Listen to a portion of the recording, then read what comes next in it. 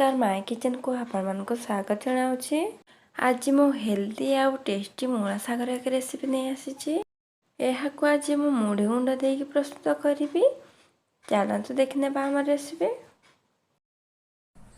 देखो ये मु मूला साग को धोईकी नहीं ये गोटे बैगण नहीं ये गोटे आलू को चोपा छड़ेकी नहीं सब को मु काटी नौची।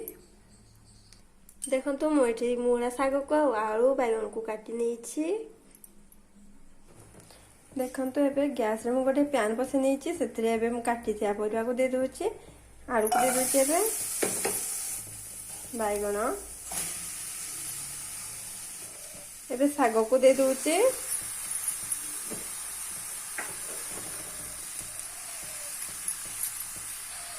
एबे मुझे स्वाद अनुसार लुण दे दूची।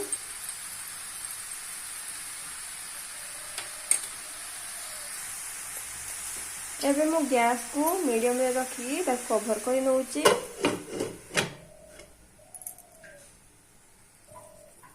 मझे मझे बाहर करके चले नौथबा।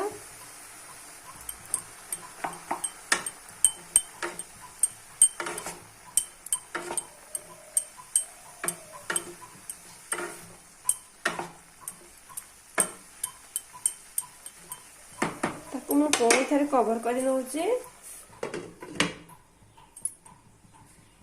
एबे पुणी थे ढाकुणी खोलिकी देखना बा।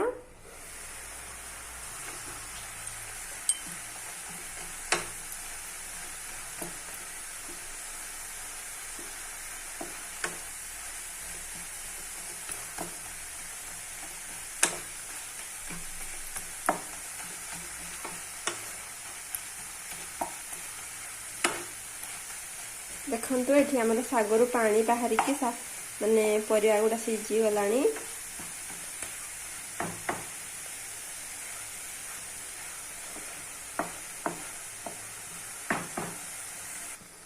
देखो ये आम परिवा और साग सब सीझी एबे मुझे बाहर कर नौचे। एबे आम साग को छुंक करवा से मुझे तेल दे दूची।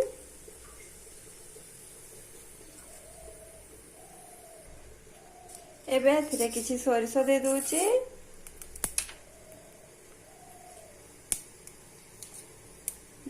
दुईटी सुखला लंका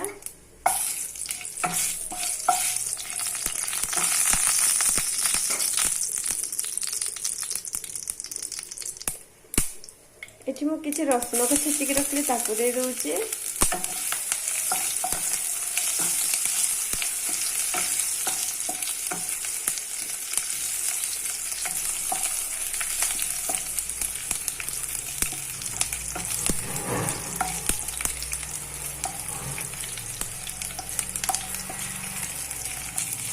देखो ये रसुन आम भाजी गलानी साग को पकई नौचे।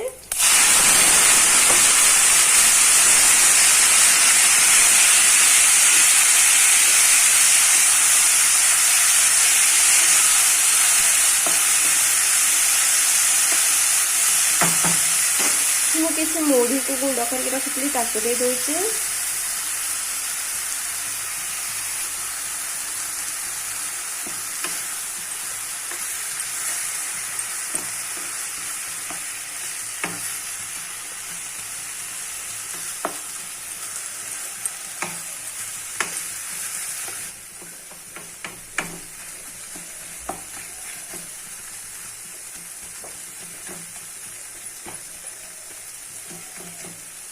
देखो ये आम साग पूरा प्रस्तुत हो जाए। आम बाहर करना।